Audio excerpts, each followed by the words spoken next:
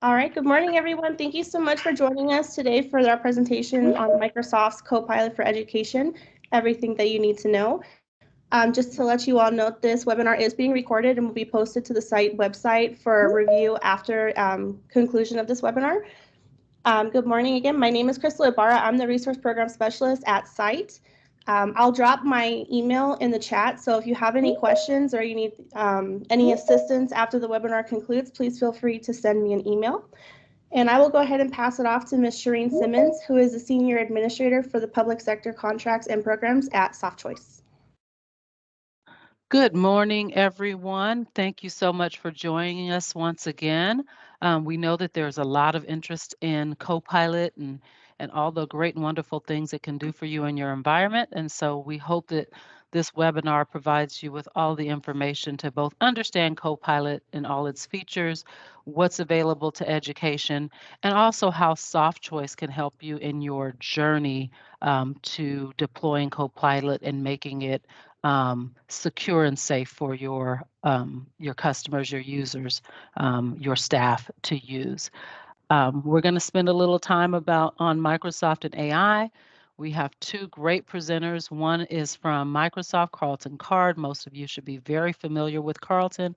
And we also have Matt Rada from SoftChoice, who is our workplace practice manager here at SoftChoice, and he's going to share some things with you about how you can build efficiency through AI, and most importantly, how SoftChoice can help you along that journey and making sure you're ready to deploy it safely and securely. So with that, just real quickly, always a reminder that we have a large SoftChoice team here to support you in all your CAMSA needs. After this webinar, feel free to reach out to your reps. Feel free to reach out to myself if you have more questions about Copilot or if you want to engage in any of our services. So this is just a reminder that your team is here. Most of them are on this call, and we'll do some follow-up with you afterwards. In terms of housekeeping, real quickly, I don't want to leave that out. The chat is open and there's a QA open. We will have question and answer at the end of the webinar.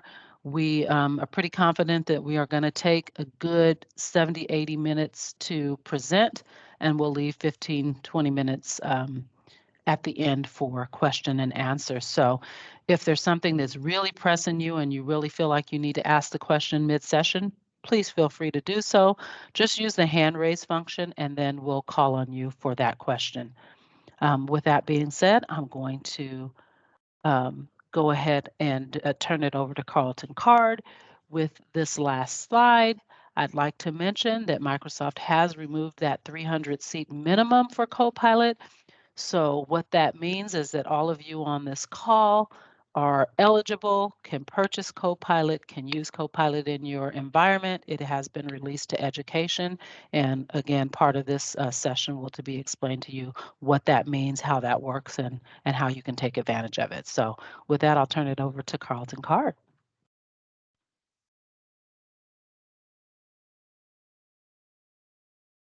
Awesome, and thank you, and hello everyone again. It's great to meet everyone virtually. For those that have not met me before or were able to attend our session for Copilot and AI, my name is Carlton Card. I am your Modern Workplace Senior Specialist on your account team. So I am one of many on your Microsoft Education team, from Fadi and Diana, who are your ATS and account executive, to other specialists that you've been engaged with before, whether it's on the security side, whether it's on licensing and services, whether it is from our customer success account managers or voice. I am one of your Microsoft account team members.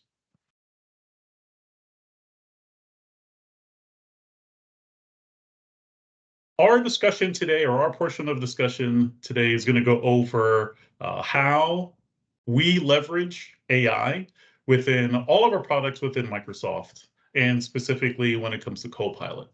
It's important to note that this journey from an AI perspective is not new for us in Microsoft, whether it is other examples in education from Immersive Reader or reading progress, or whether it is through translation, through PowerPoint.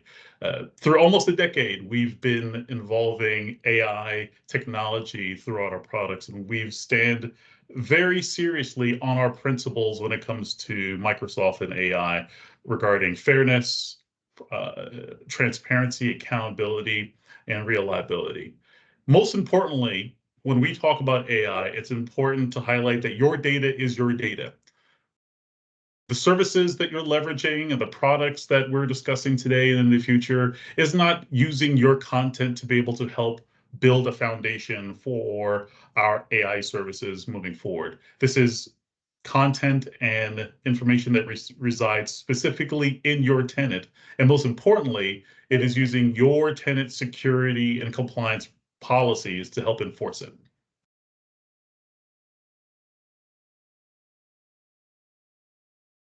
Now you're going to hear a lot of terms.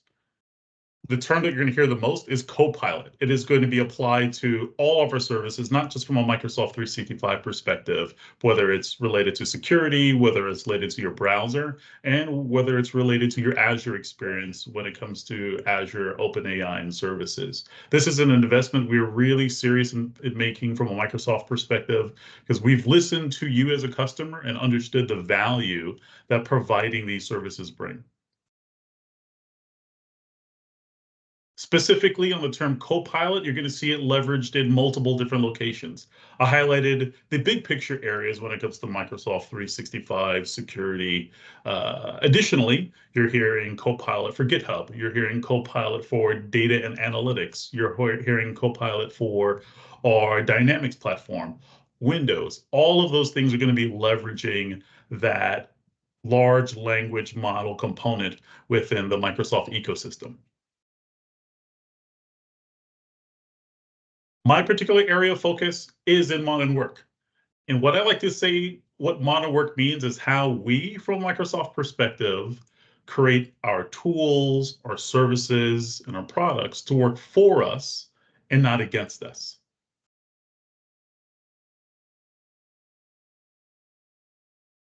And when it comes to Copilot, you're going to hear a lot of different flavors. I mentioned before when it comes to M365, whether it comes to the browser component, and it comes with a lot of questions like, oh, am I really leveraging and using the version of Copilot that I want to be able to use? I like to think of it as asking a question. And that question is, how am I leveraging the AI services that I want to be able to use? So do I want to use this for personal use? If that's the case, and I don't want to use my identity from a organization standpoint to commercially protect the prompts that I'm leveraging, this is where Bing Copilot, the consumer version, comes into play. You're able to use the ChatGPT large language models and the AI power search to be able to ask those particular questions from a personal standpoint. Next, I want to say, hey, I would like my prompts. I would like the information that I'm leveraging. And most importantly, I would like my identity and my identity within my organization to be protected. This is where Bing Copilot Data Protected comes into play, where I'm leveraging my A3 and A5 license to sign in to the browser to ensure that any prompts that I'm leveraging, any kind of information that I'm reviewing, it's specific to me and is not being shared out to any kind of public service. And then lastly, I ask myself, am I using AI services to be able to facilitate work activities? I want to be able to leverage my content that I have access to within my organization to be able to help expedite a task or be able to create new content on the fly.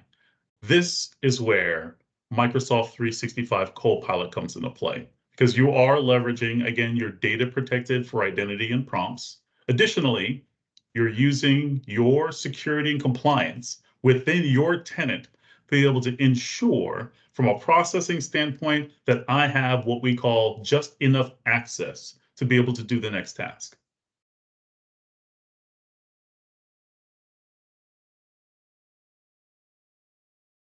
Now, what does just enough access look like, and what does that entire process, how does that entire process work within Microsoft 365 Copilot. So in this example, you're seeing that I have access to my Microsoft 365 apps, whether it's Word, whether it's email, whether it's PowerPoint. I want to be able to leverage within any of those areas a particular task. I want to ask a prompt to be able to get to the next step of the situation. It's going to ensure that once I ask that prompt, that it's leveraging the Microsoft Graph to know that, yes, I do have authorization to be able to leverage the tool that I'm using. Second, it's going to ensure that not only do I have the authorization to leverage those tools, it's ensuring through grounding and semantic index that any type of information that might be leveraged within the entire tenant, but owned by somebody else. For example, whether it's a SharePoint site or a team site, maybe it's some type of additional application within not just my Microsoft 365 tenant, but other areas, maybe it's on premise that I'm leveraging. The Microsoft Graph and semantic index and the grounding process is important to ensure that just enough access in leveraging those large language model prompts are using the security policies that I have in place, those labeling policies, those information protection policies, those privilege identity and privilege access management policies that I'm leveraging within my tenant are holding.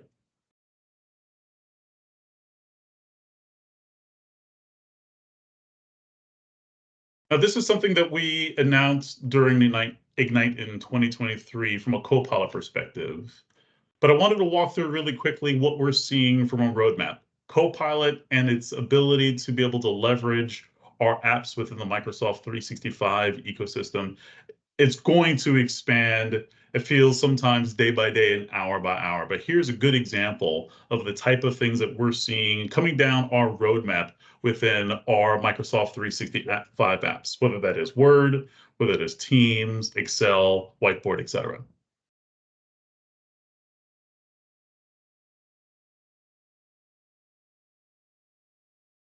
If you attended my session during site or have other conversations with me in the recent past, you've heard me use a phrase of ready for Copilot and optimize Copilot.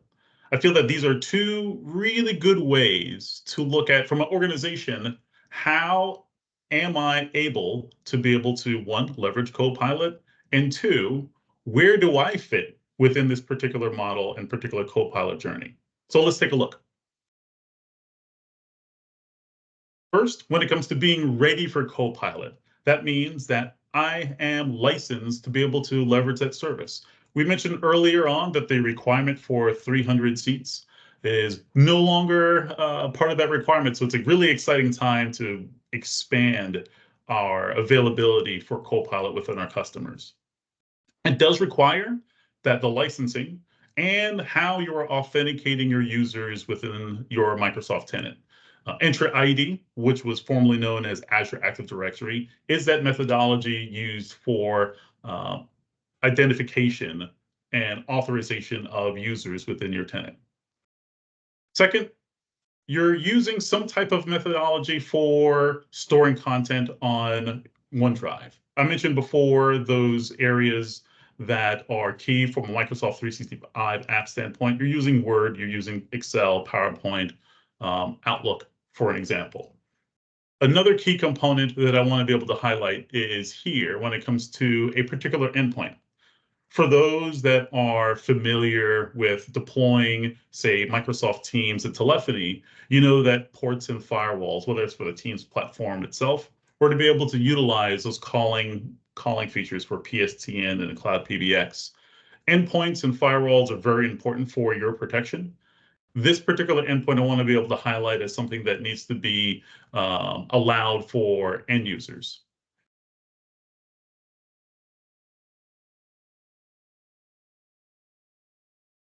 Now, those are examples of being what we call ready for Copilot.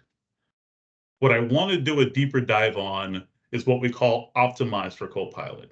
Yes, we're licensed for A3 and A5 for particular faculty and staff users.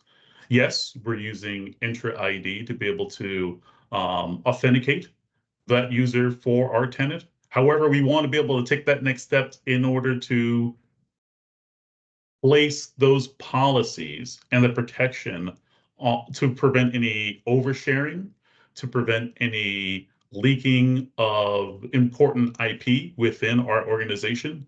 There are certain things that we want to be able to highlight and deploy within our tenants to ensure that we're labeling our content correctly, that we're able to have appropriate monitoring and access reviews. We're using those data loss prevention services and retention policies. So I'm going to go over a few and highlight what I would consider core components from a Copilot standpoint to ensure that I am in an optimized state.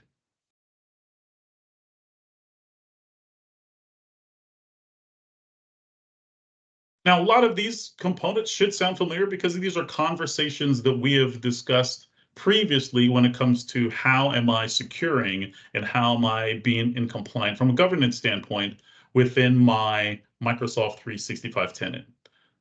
To start, we're leveraging Entra ID and the policies that it provides. We're mitigating any type of risk from a device standpoint in leveraging Intune as our endpoint management policy.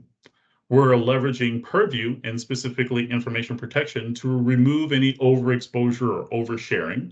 And then lastly, we want to make sure that we're covering all of the content that we are leveraging in our organization, not just from a Microsoft 365 standpoint, but I want to be able to discover any type of third party or maybe on-premises environment where content resides that I want to be able to protect.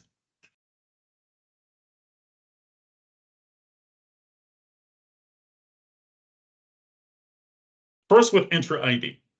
What we're doing with Entra ID is we're saying that not only am I able to authenticate that particular user, I'm using additional steps through conditional access to ensure that I know that that person is leveraging MFA, for example. I know that if there's any type of issue when it comes to that individual maybe compromised, I have the monitoring in place and have the ability to immediately reset that password and limit the access that they're having for any type of content within my environment.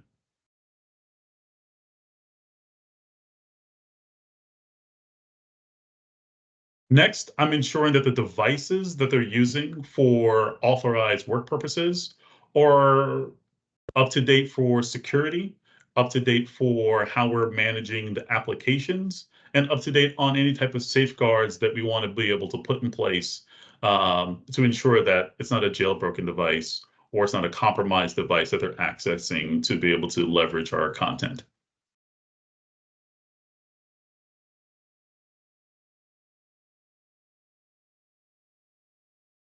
Third, I want to ensure that the permissions, the data loss prevention, the labeling are in place across the board, whether it is from a messaging and communication standpoint in Teams or in Outlook, or if it is an attachment related to, say, content in OneDrive, whether it's a PowerPoint or Excel or a PDF. All of those things are protected, and I have the ability to review through Purview and our information protection policies that if there any type of conduct that I want to make sure violates our policies, we're able to detect that immediately.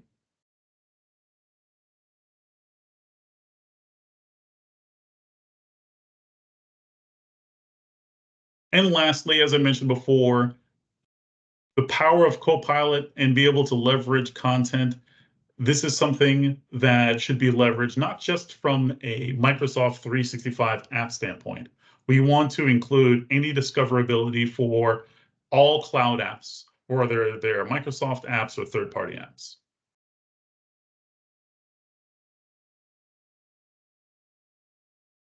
So those are the four components that I would highlight if I want to be able to say my organization is optimized for Copilot. This is not the only components that you want to be able to highlight to be able to leverage, but I would say these are the four core components when it comes to determining am I at a ready state for Copilot or am I at an optimized state for Copilot.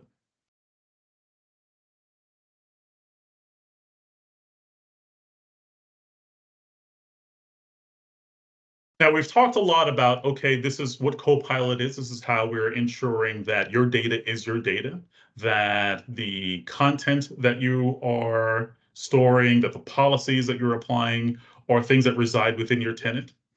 It's also important to note that the type of large language model that we're leveraging is a copy of ChatGPT 4. This is not where we're directly connecting to OpenAI and sharing this information. That's how we ensure that with that copy within the Azure environment does not communicate back and forth between OpenAI. It is only within your specific tenant. In this example, when it comes to a Copilot demo, I'm going to highlight two different use cases. One is Alex. Alex is working on a particular team. It has elevated privileges to certain content. And Diego. Diego is just your standard user.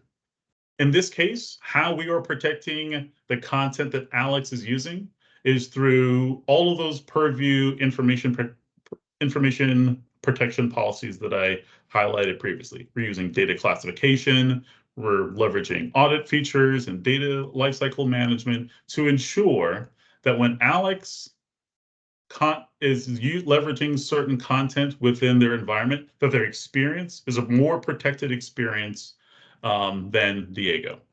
So let's take a look.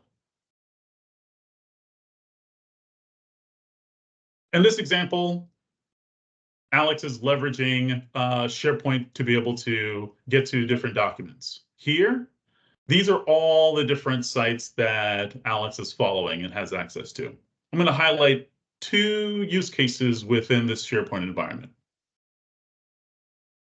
First, there's a particular policy that they put in place on a group called Obsidian.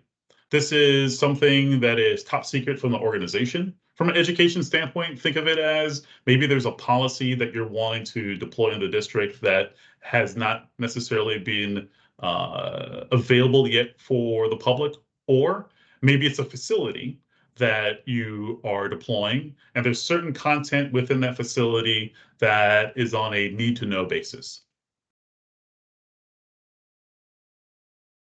In Alex's view, he's able to see both content that is protected and restricted for just a few users that are using a lot of specific labels and using encryption to ensure that any kind of copying of content is unavailable, versus a SharePoint site that everyone still has access to. You still have data label policies in place. However, in this example, that additional SharePoint site does not have any encryption policies in place. So now Alex goes into the document library for Obsidian and wants to review a particular PDF. As you can see at the top left screen, it is labeled as confidential. So since Alex is part of that group, Alex is able to review the content for that confidential protected information.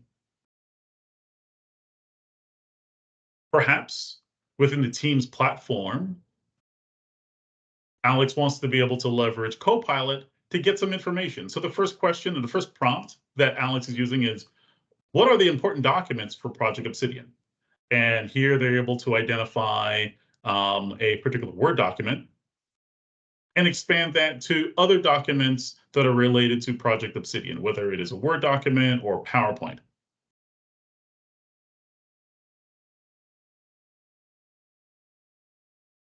Next, Alex wants to be able to leverage Copilot in Word to be able to generate a short FAQ on a particular document within that folder. So here, it just types in the question, it attaches that file name, and it's going to say generate. Once it's generated in Word, it lists all the components that that Alex wanted to ask for. Keep in mind, whenever you're generating content from an existing file, what Copilot is doing is providing a best suggestion. This is not necessarily the end game for the content that Alex is creating.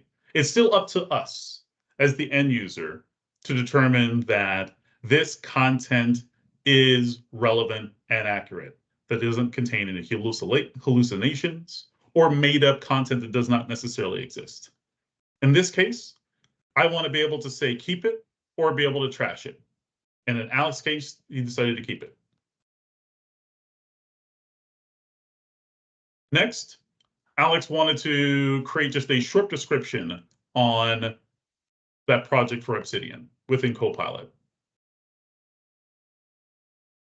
Here's the same case. Drafted a lot of information based on existing content that Alex has access to through Copilot and Word. Now that's an example for Alex. Alex has specific group access to be able to review content for Project Obsidian, able to create new content in Word using Copilot through Project Obsidian. Now, Diego doesn't have any of those privileges. So as an example, if Diego tried to access that SharePoint site for Project Obsidian, this is the first response it's going to get. It's going to get, you don't have access to this area. And it's going to request that if they want access, they have to type in the reason why. It's going to go to an administrator to be able to review it. Next, Diego said, okay, well, if I don't have access to that SharePoint site, let me just go into my Teams platform and ask my Teams Copilot through my Copilot chat, hey, what is Project Obsidian? And in this case, Copilot, because you have all the security policies in place, is really just going to ignore it. It's going to say, hey, I don't know what you're talking about.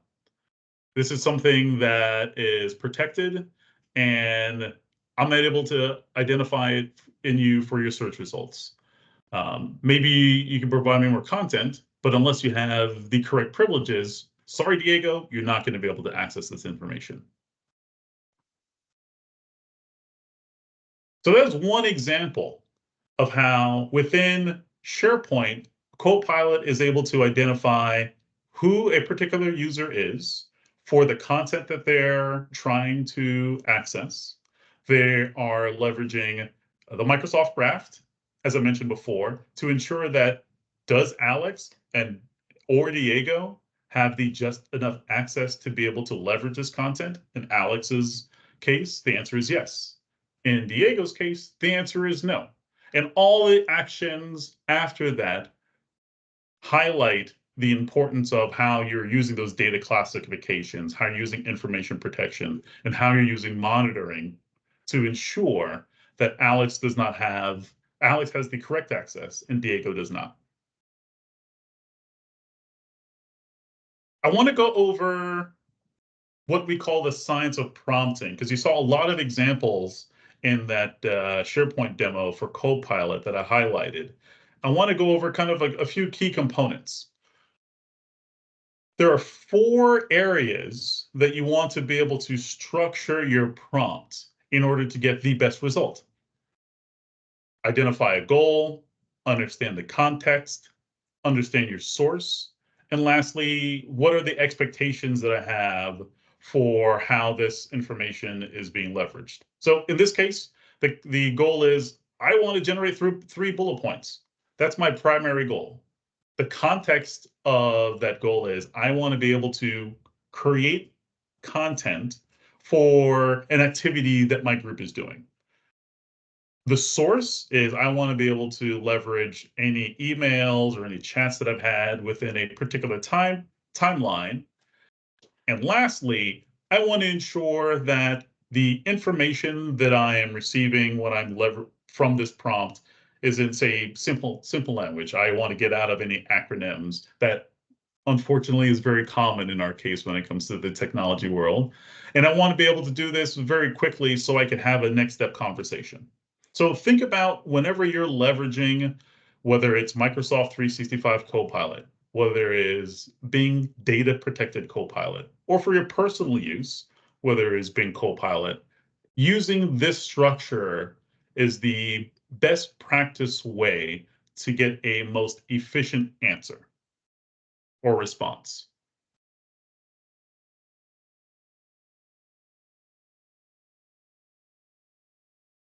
Additionally, part of what you want to do is keep that conversation going. You want to be able to have that large language model learn from maybe your speaking style or the type of way that you're answering that type of question. Use that kind of storytelling component when it comes to leveraging those prompts within Copilot.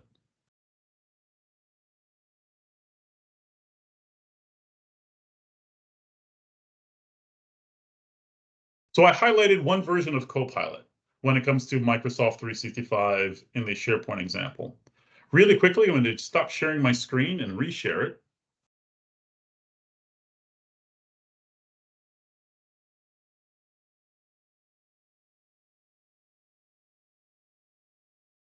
And I'm going to highlight what we call Security Copilot. Now, this is an example of how I, behind the scenes, am able to address any type of security issue within Microsoft Defender. In this case, security incidents, which is unfortunately common within our industry.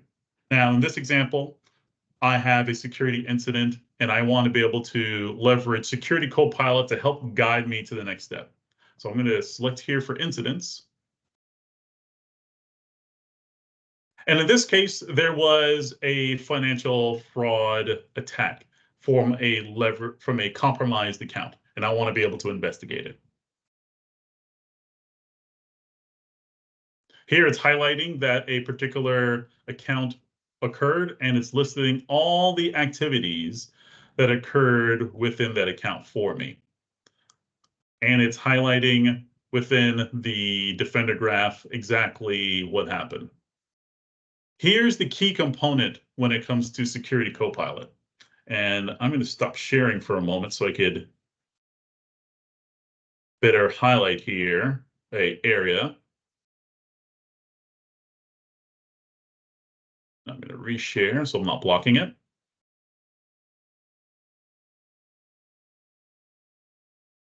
Great. This is where Security Copilot within your Microsoft tenant really comes into play.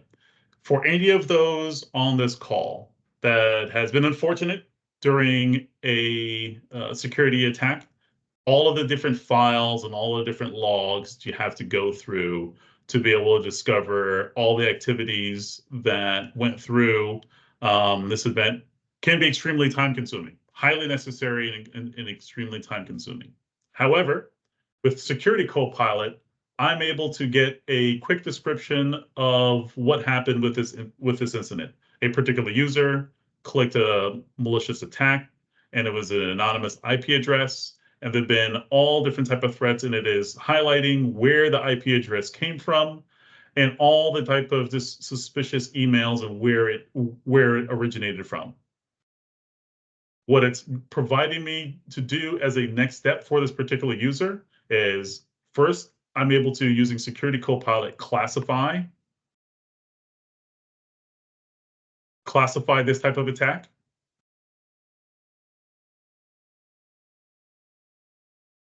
And also for this particular user, I'm able to immediately force a reset of that password.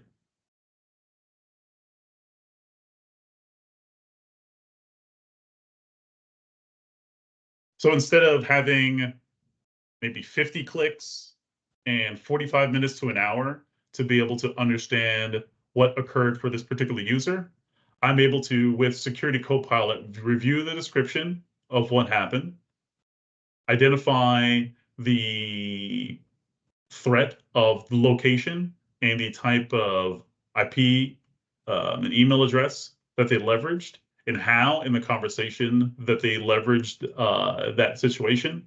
And then I'm able to classify and force a reset of that user really quickly. So that's another example of how Copilot works within our Microsoft ecosystem.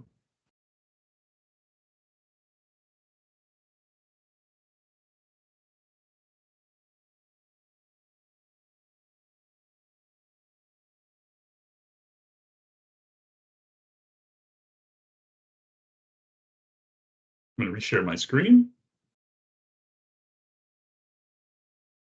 Okay. So coming back full circle, I want to be able to highlight a few scenarios that are really important when you're thinking of how is Microsoft 365 Copilot leveraged within my tenant. Here are some examples when it comes to what they're doing from a PowerPoint standpoint, from an Outlook, and for Teams in general. But I want to be a little bit more specific on use cases within our K-12 family. So whether it is from a lesson planning component for in-classroom experience, whether from a Department of Education or county Department of Education, how I'm leveraging this information from a identifying situations for increasing that teacher to student ratio. If I want to be able to understand any kind of data analytics summaries, or if I want to be able to assist with principals in writing any type of observations. And then from a support standpoint, if I want to be able to help automate or facilitate, whether it's food services or transportation or facility services within my organization, these are examples of how Microsoft 365 Copilot can assist with all parts of your organization. I want to highlight something that I think is very important, and this is what we have our Copilot adoption guide. For getting your entire organization comfortable with the concept of Copilot, we've developed a multiple persona activity, whether that is from a IT professional developer standpoint, whether it's from a primary business stakeholder or your end user. These are guided ways to be and resources for all individuals, for faculty and staff in your organization to best know and understand how to be able to leverage Copilot. Now, this is content that we're providing from a Microsoft perspective. Next, we're going to highlight what our partners at SoftChoice are able to provide to help optimize your environment and work best with you to prepare in your Microsoft journey. So with that, thank you for your time. Thank you so much, Carlton. There we go. We're going to turn that right over to Matt. Sorry, Matt. And if Absolutely. you have any questions for Carlton, you can type them in the chat, or you can wait until the end for the QA section. Matt? Absolutely. Just going ahead and bringing my screen up. Can everybody go ahead and can everybody see that? We can. Sure can. Perfect. So thank you everyone for joining us today. Thank you once again, Carlton, for for offering that really in-depth view of kind of how you utilize Copilot in not only in the education space, but then how do you use it from a security space? What do we talk about some of the things such as oversharing and really secure and a review of your current policy environment to make sure that you're kind of getting forward and moving forward with that Copilot optimized state that Carlton talked about. So just a little bit about me, as mentioned, my name is Matthew Rada. I am the manager of workplace practice here at SoftChoice. My team has worked together to put together the Copilot readiness assessment offering that we'll be sharing with you today. That kind of goes around and gives you a little bit more understanding about how ready you are to properly work with and adopt Copilot within your organization. So with that, I'm going to go ahead and start off a little bit about what we're doing here at SoftChoice. Now, obviously, the main thing in understanding this is we're actually utilizing Copilot and have been since October. We were accepted into the Microsoft Early Access program and really started to kind of move the ball forward with Copilot and Copilot-based licensing in order to create some of the solutions and the offerings that I'll be talking to today. We currently have users that are from across the entire organization, whether it be IT, whether it be our go-to-market side of things, services. We also have some sales and pre-sales resources that are spinning up to have those additional conversation. We've also adopted some of the main kind of adoption capabilities with utilizing things such as the product charter, the center of excellence, and then also doing user case studies to really understand how us internally to SoftChoice really utilize Copilot on a day-to-day basis, and kind of what some of the use cases and what some of the problems Copilot solves for us internally. One of the things also, we actually utilized our own readiness offer, a readiness assessment offer, and implementation services to really accelerate that that rollout and enhance our rollout process for that. We are actually anticipating a full rollout of Copilot licenses by Q1 of 2024. So we're kind of in that, kind of in the user case study, and putting into kind of a wave scenario where we have wave 1, wave 2, and I think wave 3, coming by this month. So a lot of people, working together in the SoftChoice side of things, working together for creating solutions and having those additional conversations with our customers on how to properly adapt Copilot in that scenario. One of the other things I wanted to kind of discuss with you is really a successful Microsoft 365 Copilot enablement strategy. One of the main things is obviously when you roll out a product, whether it's a service within the environment, whether it's a new technology, you really have to have that particular enablement strategy. So the first portion is really the assessment to kind of capture and understand what, where you are as far as kind of readiness to be able to, to flip that switch on Copilot. Are you Copilot ready? Are you partially Copilot optimized, or do you have to move into a little bit more of, some remediation tasks and things like that? The next portion is really optimization. So really we ensure that customers' environment is fully optimized to enable Copilot securely and safely for your environment. And then the last one, and this is really kind of some of the biggest ones, is adoption.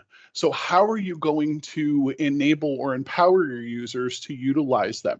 For example, Carlton kind of talked a little bit about prompting and those prompting capabilities. And that's one of the things, obviously, you want to make sure that all of your users have a good user experience from the Copilot scenario and actually be able to use that $30 Copilot, per user per month license to go ahead and be able to distribute Copilot to the environment and really maximize that ROI. And really, that's kind of more of the evolution of the Copilot strategy. All right. Well, one of the things we're also going to be talking about here is we're going to be talking about our Microsoft 365 Copilot readiness assessment. So this is what we really consider kind of the stage 1 of this of our user enablement, just to make sure to to kind of get an understanding of the lay of the land on how what your environment looks like and how to move forward with M365 Copilot in the proper way. Now, the first thing is really the why. So SoftChoice really worked with Microsoft and our internal solutions development team, so some resources on my team as well, really to create that comprehensive review of M365 Copilot that really highlights optimized and Copilot ready, as well as specific use cases based on what some of your workflows are. So if you're a large adopter of Teams, if you're a large adopter of Outlook, or anything within the Microsoft suite, we really kind of take the time to customize those use cases to you, so you can really be more aware of kind of how you bring together Copilot within the environment. And really to build that awareness and Copilot readiness and Copilot functionality. So we want to get to understand your environment from an identity perspective, from a licensing perspective, from a security perspective, and really understand and give those proper findings and recommendations, as well as additional best practices on how to get to a Copilot ready or a Copilot optimized state. And really what defines that? Kind of we talked a little bit about kind of what Copilot Ready and Copilot Optimized with Carlton before. We go into a little bit more of an understanding of things such as the large language models, such as Microsoft Graph, such as the semantic index, and how all of that works together with your M365 environment to be able to properly go through M365 Copilot. And one of the major things also that we really that a lot of our customers are finding very, very valuable in this is our user persona workshop. Is that really works together and kind of understands who's going to get the most ROI, or who's going to do, who's going to be utilizing this the most within your environment. Are there some users that, utilize a few M365 workflows? Are there one that is, constantly within the M365 environment and constantly utilizing, Excel for, data capabilities and things like that, and can really utilize the power of AI and Copilot to be able to be able to create specific use cases.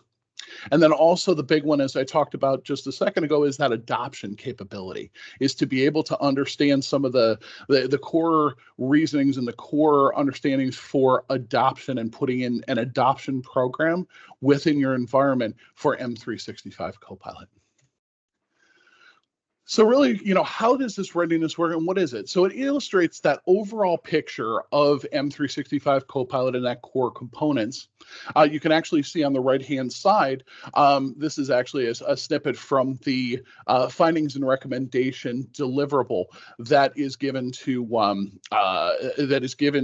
our users at the end of the readiness assessment to give you a little bit more understanding of what your environment looks like within within the entire environment. Are you ready for Copilot? Is there some things that may need a little bit more review and remediation, or is there some showstopper within your environment?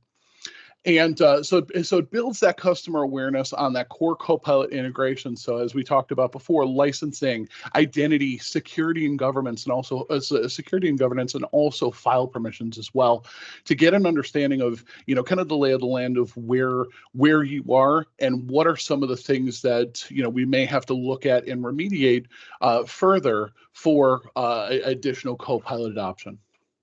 And as we mentioned, that use cases one is specifically customized.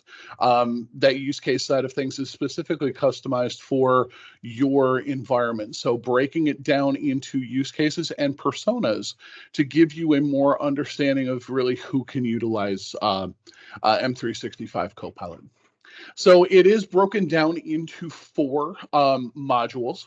And once again, as I mentioned, this is really stage 1. I'll talk about really what's next within our environment and kind of within our approach to M365 Copilot a little bit later in the discussion. But really, it utilizes 4 modules. One of them is that Copilot overview. So it really kind of overviews that Copilot components and a breakdown of specific Copilot scenarios based on, what you're utilizing M365 and M365 based applications for. We have that persona planning. So really, where can my users utilize this in our environment? And license justification. What users can really get the most out of that out of the Copilot license. Then also the readiness assessment, and that readiness assessment module is really all about providing that readiness overview and that scorecard. And it outputs that with those additional findings and recommendations and some possible remediation tasks that you need to look at to move forward with M365 Copilot, and then of course the adoption planning and review. So really, how will my users be enabled for this technology? When I turn these particular licenses on, we want to make sure that those customers are trained properly, that they have the proper resources, they have the proper center of excellence, and they have the proper education as far as prompting and capability to be able to utilize Copilot in the proper scenario. So what does that Copilot deck look like? Well, understanding some of those core components and and their role within the infrastructure. So we've got role, as we talked about, the LLM or the large language model. How does that really play within M365 Copilot? And Microsoft Graph and semantic index capabilities, as well as that interconnectivity with the M365 applications. Also, kind of gaining a knowledge of M365 document flow. Also, we get into security, some of the additional things such as the M365 trust boundary, and understanding where data is coming from, and that overall flow of when somebody requests something from Copilot, be it an internal resource or an external resource through Chat GPT 4.0, and then also kind of defining how users interact with Copilot data, from a security and governance perspective. Also, we do define those specific use cases for all M365 application usage scenarios within your environment. We also, and these are two of the main things, also provide demonstrations of those Copilot capabilities. So some things such as Microsoft Teams and Teams meeting recap, how to summarize, summarize and draft emails within by utilizing draft and coaching with Copilot. We also utilize additional Office applications, PowerPoint, as well as Excel and Word, to be able to properly enable your environment for M365 Copilot. And then the one big one that Carlton kind of was talking about and alluded to on that was with the proper prompting techniques. That's the main thing of Copilot, is to be able to go ahead and have that and have those proper prompts to be able to get the most out of Copilot. Obviously, the more information and the more techniques and the more capabilities that you feed Copilot, the better the output is going to be. So we go through a prompting workshop that allows you to understand some of the key components within what a proper M365 Copilot prompt looks like and how to get the most out of it. We talked about personas as well, and one of the major things also within this persona planning that I kind of want to hit on is, obviously not every business or organization is going to be the same. So we customize those personas and that persona planning based on things such as business unit, such as school district, such as school location, user group, department. All depends on really how you're set up as a business and what makes the most sense from a persona capability. And then, of course, categorization of users based on things such as usage of M365 application and who are going to be good candidates for M365 Copilot and who may or may not be able to kind of get that ROI back from the Copilot license. As we talked about the readiness assessment, some of the main things that we talk about, as we mentioned, licensing. Big one, obviously, making sure that you're properly licensed for Copilot, verification and review of your current identity capabilities. If you're running Entra ID, obviously that's something that's a main requirement for Copilot. We also look at your data security and policy and governance policies. So looking into policies such as DLP-based policies and how you're protecting and governing your data overall. We also look into file permissions for oversharing. So things such as, what does your SharePoint environment look like? What are some of the permissions there? Do you have any open, SharePoint sites? Now, once again, this is not a full-blown, kind of SharePoint audit or things like that, but we do look into some of those capabilities and provide some additional findings and recommendations based on that. And then we do get into kind of the adoption as far as what you have as an adoption strategy currently. And as we mentioned before, we kind of do what is known as a stoplight scoring mechanism. So red, these are going to be showstoppers. These are going to be issues that you have problems that they must be remediated before you can even enable Copilot within your environment. Yellow capabilities are really, these are some controls that, need to kind of look a little bit more into within a remediation and implementation side of things for kind of a step 2, to be able to make sure where you are in your Copilot optimized state. Then, of course, we have the green side of things, and these are controls that, of course, are 100% good to go for Copilot and Copilot capabilities. This is kind of a little bit expands on that a little bit more, so you can see some of the current state. Obviously, your data is not synchronized to the cloud. That can lead to a negative user experience. Your Entra IDs are not enabled. You have mixed licensing within the environment, and then also another big one is you have possibly some unsupported software versions.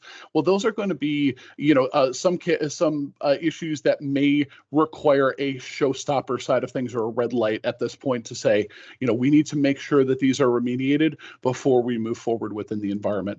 And then some of the things where data is being stored on the cloud, permissions and governance they're partially enabled, but they may be, some policies are in tests that, that are not properly deployed or, things like that. And that happens with a lot of our customers. And then also mixed licensing as well. Versions of M365 are mixed between current branch and different stable versions behind. Really kind of, gives us a little bit more thing to say, well, let's go ahead and let's do a, kind of look at a remediation capability of some of your policies and everything like that and suggest, what are some of the major ones. Then, of course, the green side of things is really, M365 is enabled for all of the users, you're utilizing Entra ID, current channel application versions, you're suited for Copilot, at that point, you're kind of Copilot ready. We'll move forward into kind of a little bit more of a detail into Copilot optimized. So that's a little bit on the assessment side. And then there's that adoption component where we go in a little bit deeper into adoption and talk about proper user enablement and go through things such as the centers of excellence and being able to set up, kind of support capabilities and user studies within your environment. And then also creating a Copilot Champions program within your environment to make sure customers have that, that proper planning and that proper education before they get started and move forward with Copilot. All right.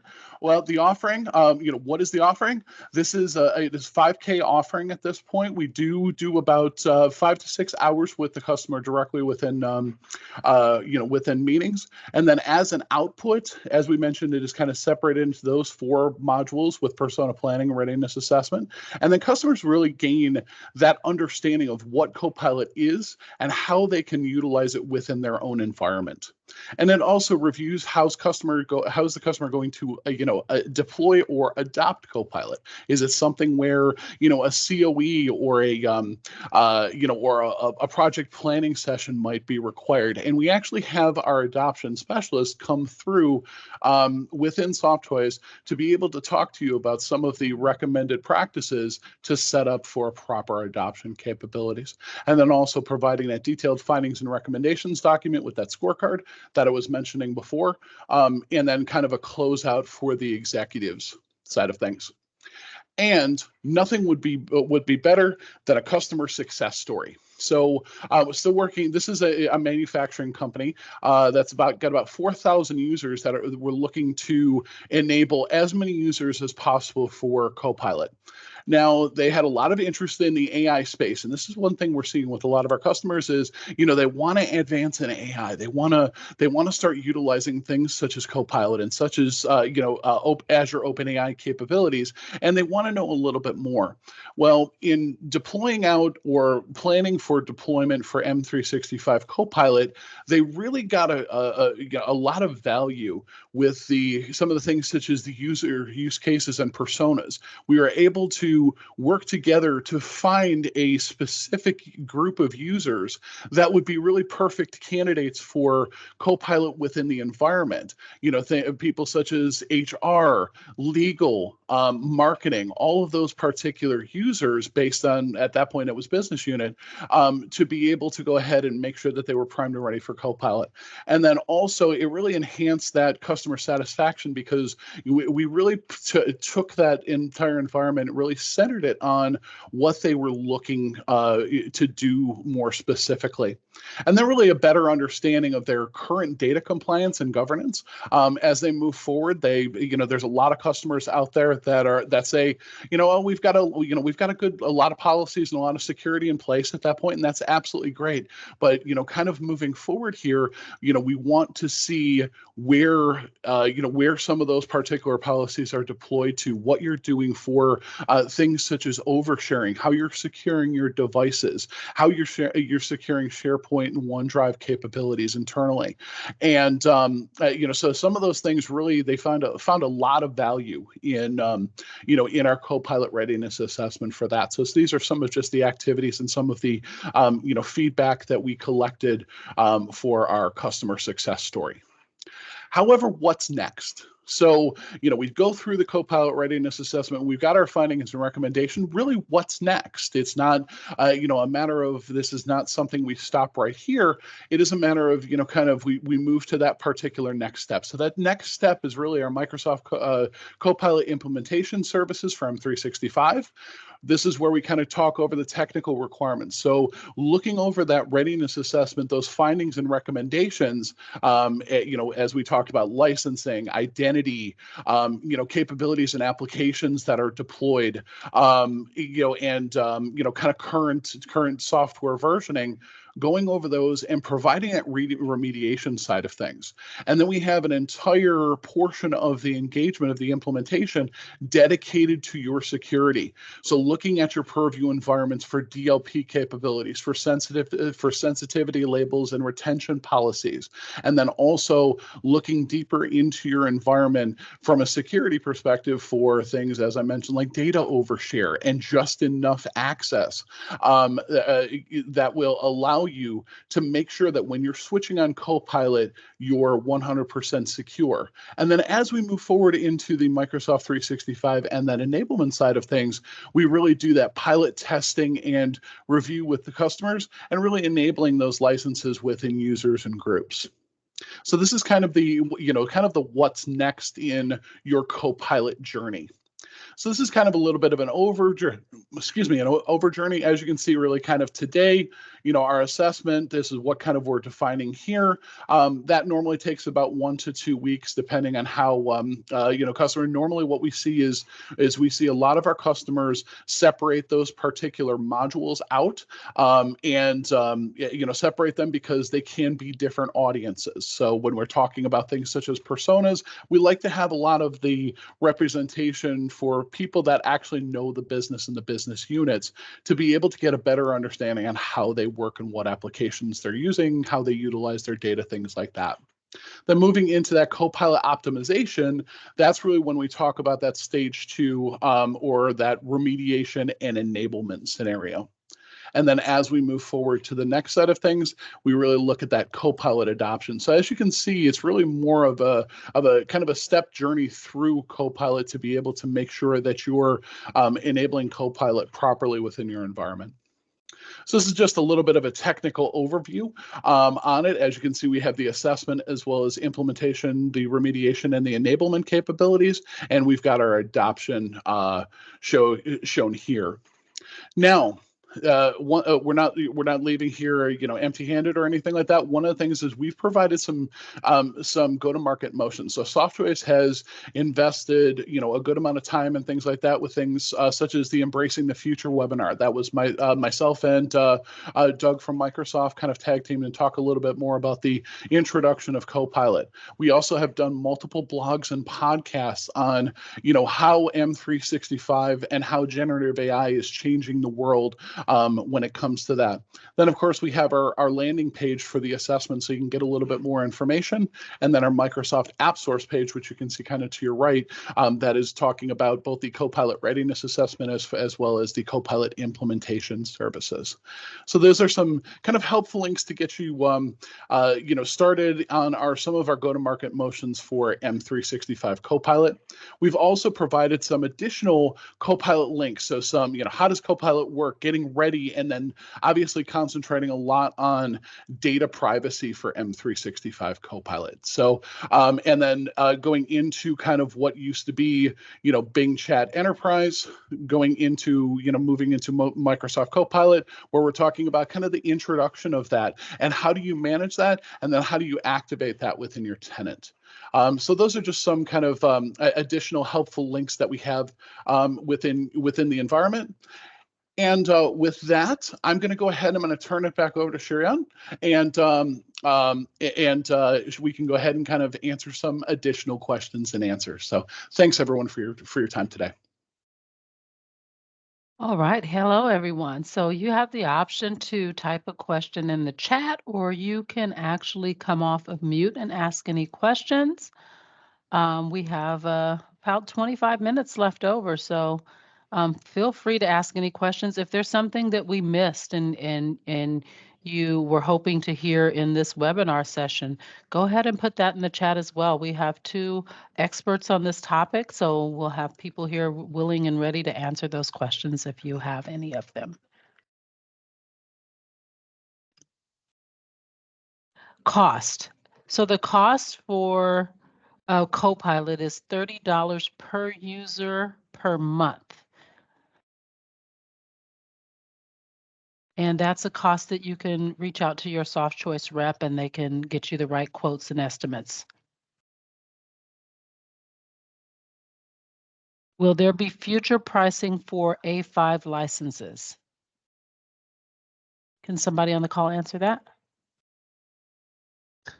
Would you mind elaborating a little bit? Do you mean, would you mind elaborating a bit on that when you mean future pricing for AA5 licenses? I think it looks like they're specifically asking for education, Carlton. Okay. Okay, yeah. So I am feverishly asking for that.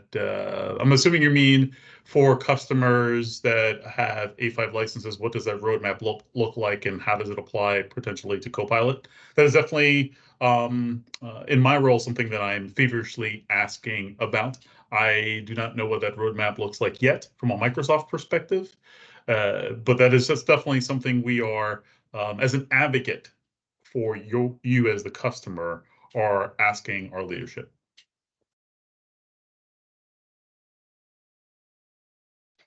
Any more questions? Okay, I think I see some more questions coming in here. Can you elaborate more on the $30 per user per month? Unfortunately, that's kind of it right now from a pricing standpoint. There's not much, unfortunately, there's not too much to elaborate on. What I can say about the next question in conjunction with this one around the minimum licenses, no, there was that 300 minimum, but that has been removed. So there are no minimum licenses. But again, the only current cost is no matter what you're kind of doing is $30 per user per month. Okay. And it looks like there's a question for Carlton. Based on what Carlton's covering the searching component, when a user is searching for items in Copilot, will their search queries, regardless if results were found or not, be saved in a history log, and who has access to that? Sure. So the logs and audit logs that you already have access to for end-to-end security compliance, and especially relates to any, say, SharePoint/OneDrive activity, those functionalities are still in place. So the type of things for, did someone try to share content? Did someone try to open a particular content and in what type of folder? That kind of audit information is still available to you within your tenant for the admin that has those privileges. So whether they're global admin for your organization, or say SharePoint admin, or the relative admin role-based access role within your Microsoft tenant to be able to see those logs and be able to create those audits, that functionality is still available within your Microsoft tenant. I hope that answers your question. Okay. And we have still another question. We do, again, once again, just clarify the 300 minimum has been removed. So there is no 300 seat minimum to purchase Copilot at this point. Another question is, can you purchase Copilot? Generally, the question is, can you purchase it for a handful of licenses and not your full org? Yes. Yeah, this. Yeah, go ahead, Matt, because I think this goes to your concept of how soft choice identifies personas. Yeah, absolutely. So as we mentioned in kind of the success story with our customer with 4,000 users, we actually brought that down into a little bit more closer to about 1,000 users. That really kind of qualified or quantified more of what they're utilizing for Copilot. So absolutely, and that's one of the things within the Copilot readiness assessment and that persona capability that really determines what customers would really be best suited or kind of be best candidates for the Copilot side.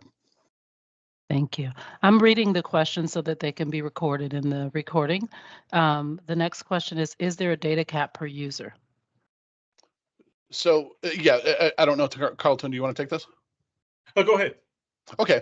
So the answer is there's really no maximum amount of queries or anything like that as far as a data cap. When you're utilizing Copilot, you're using it in your own tenant. So there really is no data cap capabilities from Copilot because you're really utilizing all of that data within your current tenant there. So there's no data cap at this point. Does Copilot work differently for an org that has A3 versus an org that has A5? So Copilot doesn't function differently. The only difference is obviously when you get into kind of some of the additional automations of A3 versus A5 capabilities from a security perspective. Obviously, that's what you're gaining from the A3 to A5. Copilot, however, when you turn on that particular Copilot license, the user experience doesn't change as far as kind of internal Copilot. It's all about kind of that automation, that auditing, and that extra capability that you get between A3 and A5 from an education perspective. Thank you for that. And the last question I see is there a separate SKU for student versus staff? No, fantastic question. What you have seen from a documentation standpoint and any news release is that for our K-12 customers, specifically ages under 18, Copilot is not available at this time for students. It is available for institutions, typically from a higher education or community colleges or four-year institutions that have 18 and up students. It is available in that scope. However, it has not been available yet to students under the age of 18. So for K-12, we're really talking about leveraging Copilot organizationally for your faculty and staff. Thank you. Are there any more questions?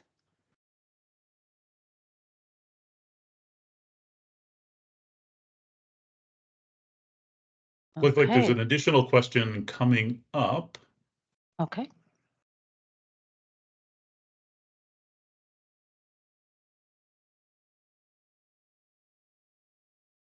What would be the most useful feature if you had to pick one for someone that may not be too interested in Copilot or just not budgetary friendly at the moment? Good question. Absolutely. So from obviously from an education perspective, the ability to take an entire syllabus for the entire year and be able to kind of take that and summarizing that into kind of a more manageable either PowerPoint presentation or more of a managed bullet point syllabus for the students or even to send home with the for the parents. That's obviously one of the main things from a K-12, from a kind of a an education perspective. From a I think one of my favorite features within Copilot is the ability to take a meeting, whether it's an hour or an hour and a half, and be really at two places at once. I know for a fact I can go to one particular meeting, I can go back into my Copilot side of things, go back to the meeting that I wasn't able to attend, look at transcription and say, hey Copilot, summarize this particular meeting. And it gives us that that breakdown. I can also do things such as such as create action items directly from that meeting. So really, I can be at two places at the same time when dealing with kind of meetings and collaboration with my colleagues. I don't know, Carlton, would you kind of what's your kind of more favorite capability? No, I think that's the Teams meeting component when it comes to Copilot is the scenario that I've discussed in the past that gets everyone attention. In our session today, we had over 100 attendees, which is fantastic. I'm pretty sure that every single last one of us in this meeting had overlapping meetings throughout the entire 90 minutes of our session. So imagine that you didn't want to leave this because there's a wealth of information that we're providing to you during our webinar. However, there is a team that you manage or a team that you're a part of, and you want to be able to identify what's going on without having to interrupt or without having to leave that meeting. I'm able to leverage Teams Copilot, understand really quickly what everyone's saying, do a quick recap, understand the overall mood of the conversation, and create next step action items without ever having to leave this session or having to interrupt an existing session. So whether it's our webinar that you're double booked for or other meetings that you're able to double book for, things such as that is a great way to be able to think of how am I really getting a good ROI on my investment from Copilot. Another one that I would say is extremely common, specifically internally is the internal messaging thread where I'm communicating back and forth with one individual, then someone else gets brought in, and then someone else gets brought in. Then 2 weeks later, the original aspect of what our conversation was, it's a very, very long thread, and I have absolutely no clue. Copilot will summarize the key points that was discussed within that Outlook message, give you citations on who said what, and so that way I can be able to just go directly to that citation and to see what, say, Kevin had part of this conversation, zero in specifically on that if I'm really just focused on what did Kevin say. So that's one of the examples, whether it's an Outlook, whether it's in Teams, there's examples that I gave within Word where I'm able to draft an entire brand new FAQ based off an existing document. Several different ways that you're able to see that return on investment from Copilot perspective. Awesome, thank you. And one person asked about one license covering all cases for Copilot for that user. I'm sure that would be correct. There's only one license for Copilot usage. So whatever functionality is available within that would be available to that user.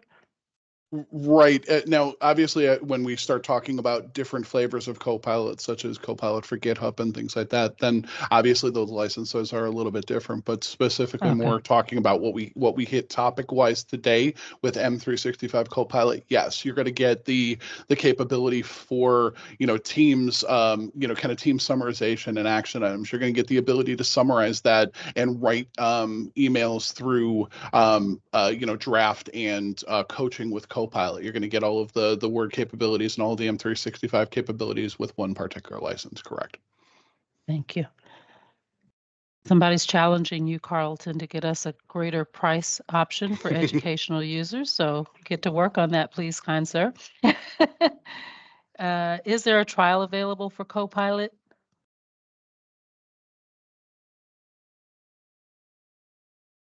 I mean, I'm unaware of a trial license for Copilot. I do know, as we mentioned before, when it comes to, hey, I really want to understand this investment without maybe perhaps selecting a big check. This is where that persona mapping comes into play, identifying who best within your organization can see the immediate return on those activities. Maybe it is someone within IT, maybe it's someone within your specific county board that works directly with your superintendent or different board members.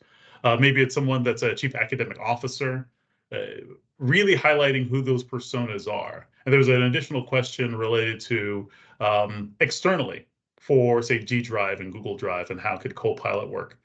This is where that combination of Defender for cloud apps comes into play, to be able to leverage that security component and understand what content do I have out there from a G Drive perspective.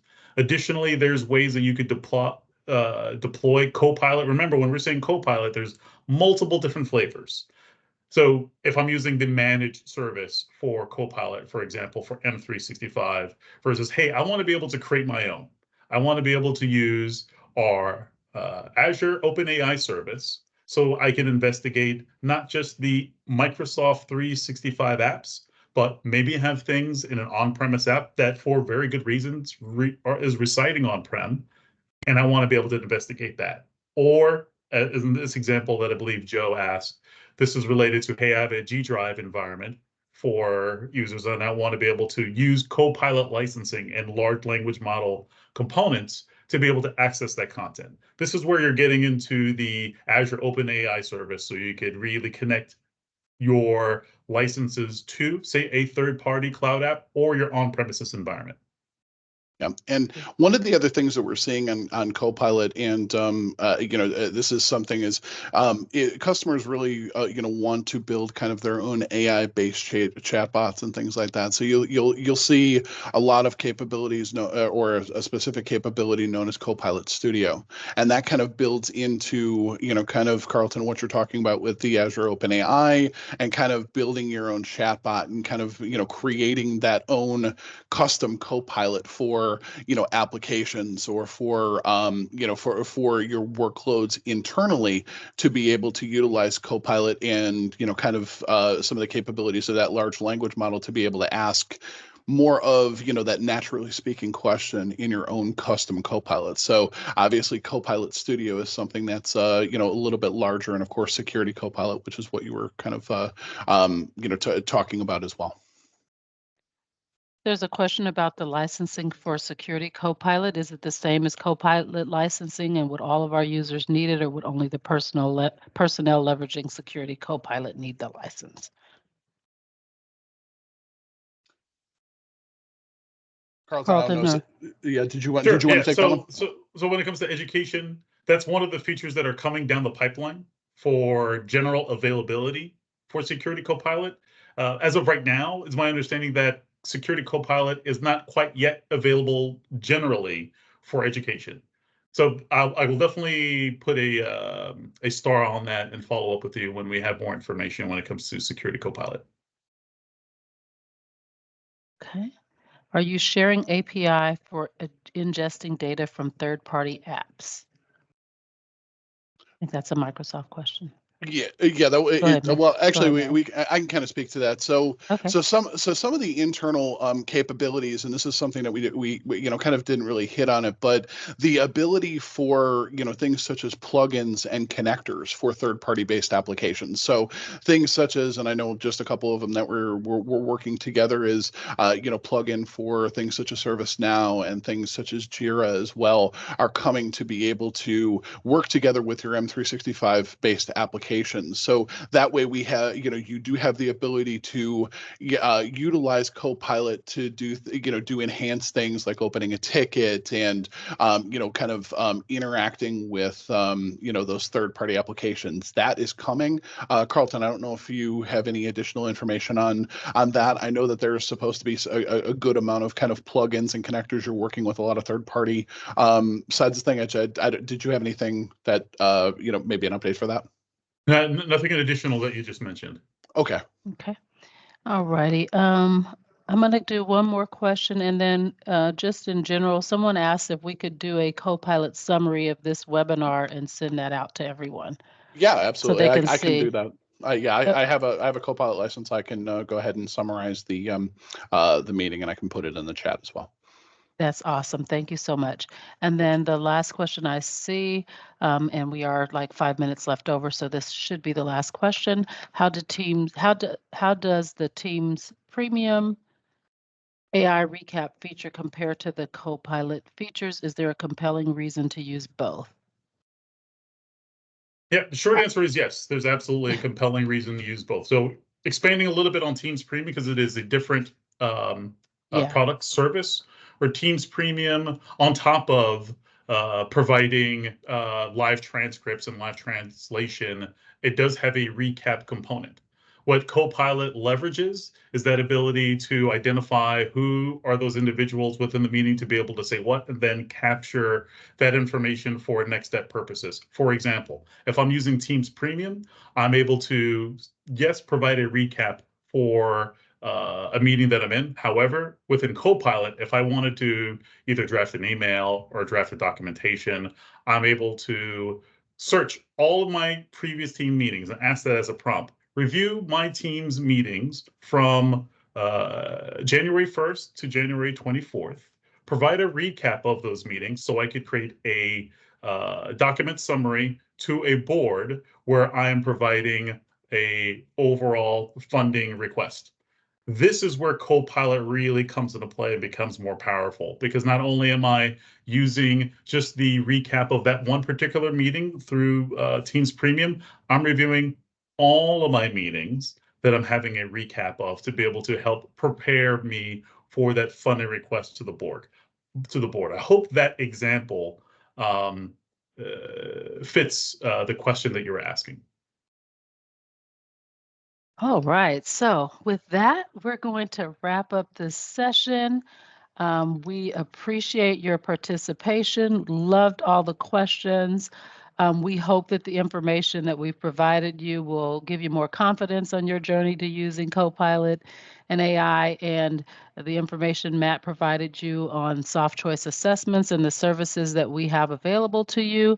You can reach out to your soft choice rep to get any follow-on information about that. But most importantly, I think what we've demonstrated here is you want to make sure that you're ready. You want to make sure that you're ready for Copilot, that you're securing and stabilizing your environment so that you don't have any data leaks or anything like that to folks that really don't need access to certain data. So take care of your environment. We're here to help you, and we hope you found this session very informative, and we wish everybody has a great day.